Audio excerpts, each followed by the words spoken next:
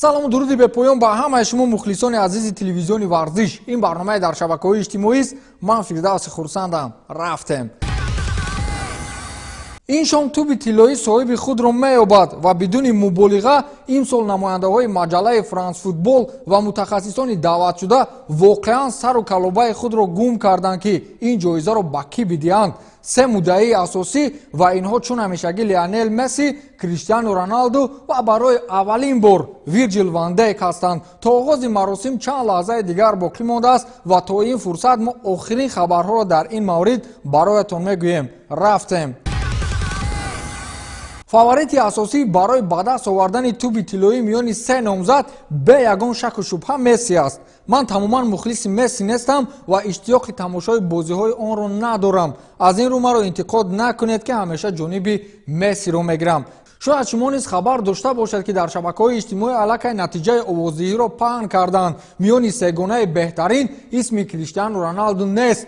Лионел Месси, Вирҷил ван Дейк ва Муҳаммад Салоҳ. исми Криш баъди Салоҳ аст. дар панҷгона номи Садио Мане низ ҳаст. мувофиқи баъзе маълумотҳо Криштиану Роналду ҳатто дар ин маросим иштирок намекунад. ин маънои онро дорад ки Криро тамоман умеди худро аз ин ҷоиза кандааст. аммо он як иттилоъе буд ки ман баротон гуфтам. ҳоло чанд фарзияи дигар аст ки бояд шумо гӯш кунед.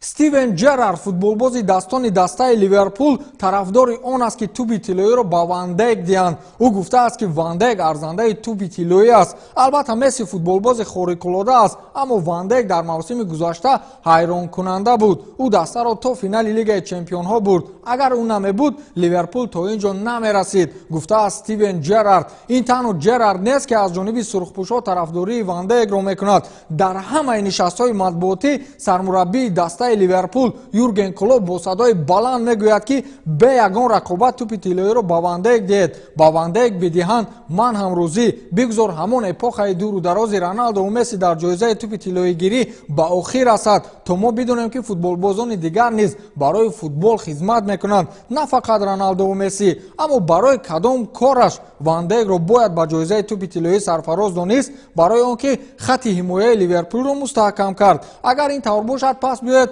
чанде аз тӯбҳои тиллоии Роналду ва Мессиро бармегардонем ба Пуёл, Рамос, Рафаэл Варан ё бузургони хати нимҳимоя Хавиу Иньеста, Снейдер ва чанд каси дигар. ба Ван Дейк додани туби тиллоӣ ба фикри ман як навъ ноадолатона аст. ин танҳо ақидаи ман нест, инро мухлисони футболи ҷомеаи ҷаҳонӣ мегӯянд. ба суханони Стивен Ҷерард дар мавриди оне ки тӯбро бояд ба Ван Дейк бигирад, дар тамоми шабакаҳои иҷтимоӣ ба қавле ошӯб барошуфт ва ӯро маҷбур сохтанд ки андешаи худро рӯшан намояд ва ба суоли оне ки чаро бояд Ван Дейк бигирад ҷавоб гардонад. ӯ бори дигар такрор кард ки Месси бозингари беҳамтост. аммо агар шумо мавсими гузаштаро як бори дигар варақгардон кунед, пас худатон шоҳид мешавед ва мебинед ки чӣ хел Ван Дейк Ливерпулро аз сахттарин хатарҳо наҷот додааст. такрорам шавад, агар ӯ намебуд, Ливерпул ҳатто ба чоргонаи Премер-лигаи Англия ворид намешуд. ин маънои онро дорад ки хизматҳои Ван Дейк Ливерпулро чемпион кард. хизматҳои Роналду ва Месси чӣ кор кард?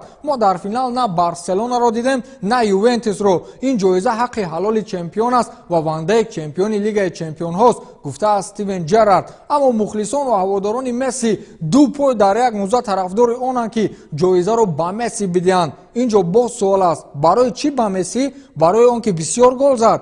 хайр, намедонам.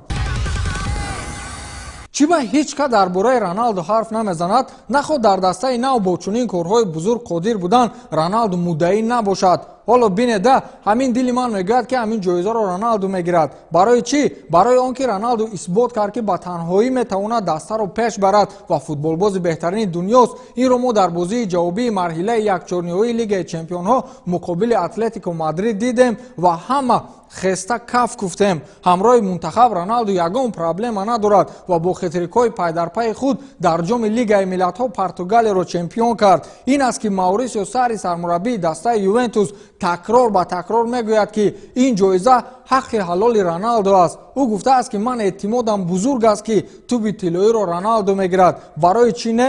Роналду ҳам гирад, ҷои сухташ нест. ернесто валверде чӣ гуфтааст? ӯ гуфтааст ки ман ба ин маросим намеравам, чун хеле дурудароз давом мекунад. фақат ҳаминро мегӯям ки агар мехоҳед ба беҳтарин бозингари дунё туби тиллоӣ диҳед, пас онро рост ба дасти Месси диҳед. чӣ ҷои баҳс аст дигар? инро ба қавле шефи нилунориҳо гуфт. ман сарлавҳаи як мақолаи дигарро баротон мегӯям ва шумо худатон хонед ва мефаҳмед ки барои чӣ аксарият намехоҳанд ки Месси туби тиллоиро бигирад. ин мавод дар расонаи иттилоотии Евроспорт нашр шудааст ки онҷо мегӯянд Месси туби тиллоиро ноадолатона гирифта буд ва ин навбат низ мегирад. барои чӣ ноадолатона? хонед ва худатон фаҳмед. ман интизори маросими ҷоизасупорӣ ҳастам.